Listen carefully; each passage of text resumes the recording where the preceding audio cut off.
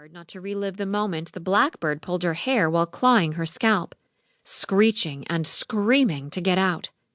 "Mommy, I think you killed it," Winnie cries and picks it up in her hand.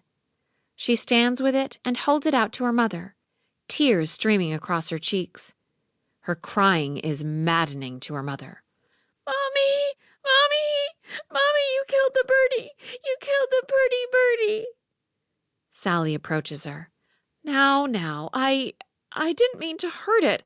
I was just afraid it might get tangled up in your hair or something. "Look at the birdie, Mommy. It's all dead." And that is when Sally sees it. The bird moves its tail. No, she exclaims, relieved. Look, it's still alive.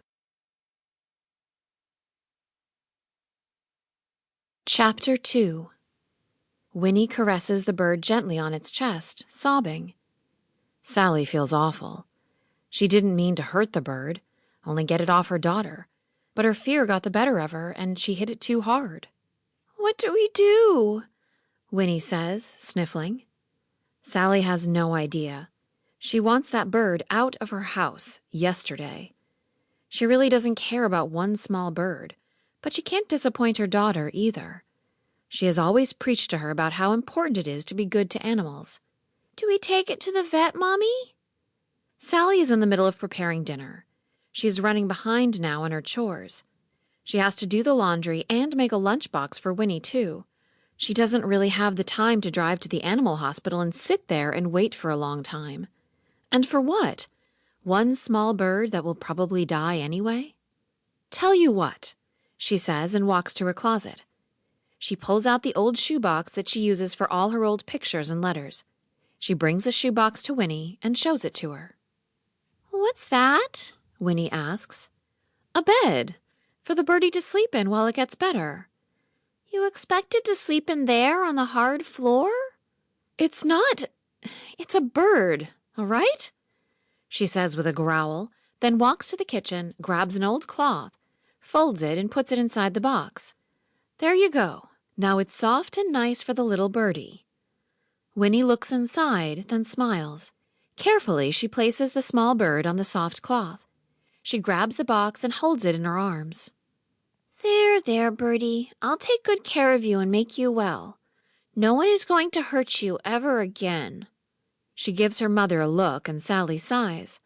I didn't mean to hurt it, Winnie. I told you. Winnie looks at the bird, then up at her mother. "How do you take care of a bird?" she asks. Sally sucks air in between her teeth. James is the one who knows about birds, mostly because he goes duck hunting when the season is right. He will know more, but she can't really disturb him at work because of some bird in their house, can she?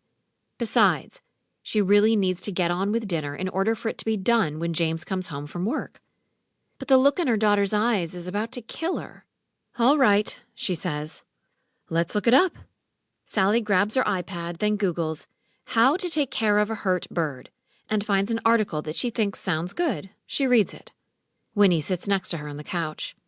She hasn't cracked the reading code yet, not like the rest of the kids in her kindergarten class. It worries Sally that she still doesn't read when all the other kids do. "What does it say?" Winnie asks. Normally, Sally would let her try and read it herself, helping her to sound out the words, but there simply isn't time for it now. So Sally reads out loud to her instead. Put the bird in a box lined with a soft cotton cloth or paper towel. Did that, she says with a smile, happy that she did something right.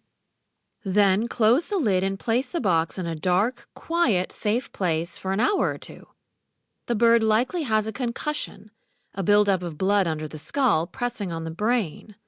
Sally looks at the bird and then remembers how it was swung through the air and slammed against the wall. Yes, a concussion is probably the right diagnosis. The question now is if it will ever wake up from it, or if she has actually killed a cute little bird in front of the very eyes of her 5-year-old daughter and traumatized her for life. What kind of a mother are you? Then what? Winnie asks. Sally reads on. She skips the part where they talk about the blood draining from the bird's brain and reads the last part. After an hour or two, take the